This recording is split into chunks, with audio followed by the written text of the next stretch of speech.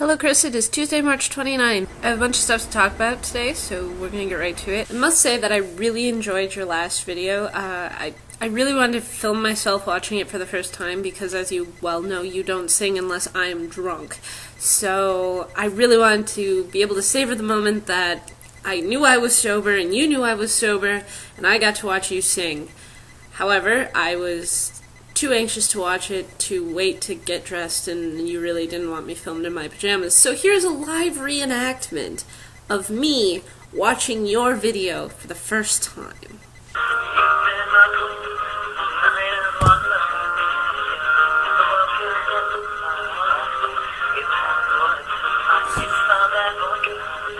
So that was really cool. I really enjoyed it. I had a great time watching it. I do have a question, though. Is it like a rule that when you sing or when you write an original song about a poet or something like that, that you have to wear a hat? Because honestly, Chris, I can say I've known you for 4 years and I have never once seen you wear a hat that wasn't specifically for the purpose of keeping your head warm. Not that I'm complaining. I mean, it's a good look for you. It's just really different. Kind of indie-ish. Which is cool. But strange. So the other day on Facebook you posted a quiz. Do you call it a bubbler, do you call it a water fountain, or a drinking fountain? And I'd like to make a few clarifications on this point and give you a little bit of history as to why it is correctly called a bubbler. First off, I will concede to the point that drinking fountain is a very accurate description, but a very boring name for the apparatus that we use for that particular function. I do not, however, accept ever the usage of water fountain. A water fountain is a statue that spits water out of certain orifices. It is not something you drink out of. Ever. But now I'm going to tell you about the etymology, if you will, of the term bubbler.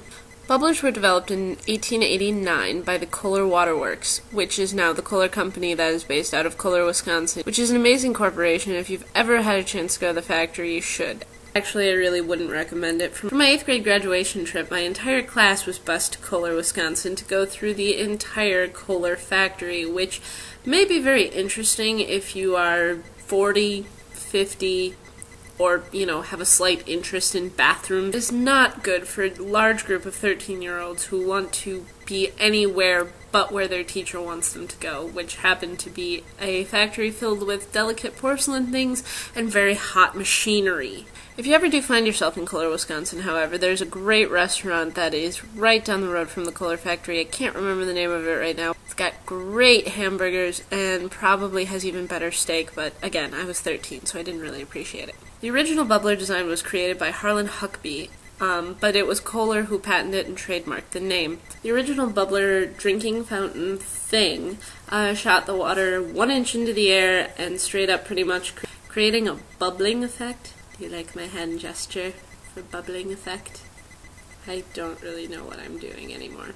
A few years later, they discovered that the tilted angle actually worked better because then it didn't fall back down upon itself. It's arced out the way that we're pretty much used to nowadays. The reason the term bubbler probably isn't used coast to coast is because bubbler was trademarked in the same way that like Kleenex is or any other name like that, but they had a harder grasp on that back in the day. And so other companies, when they came out with their version, had to give them other names like Gurgler or Gusher. The name got lost and the rest of the country ended up using the term drinking fountain, but it still has a very strong hold in Wisconsin. And to be fair, Wisconsinites are not the only people who use the term bubbler. It's also used in Rhode Island, Massachusetts, and New Hampshire. Okay, Chris, before I go, I think it's time that we start talking about challenges, how often to do them, when we do them, who should start them. I would give you a challenge right now, but I feel that because I just recently gave you a punishment, that wouldn't necessarily be fair. So we're going to have to discuss this at some point, either via video or in real life, because I'll be back again this weekend. So, balls in your court. What do you think we should do? Alright, see you soon.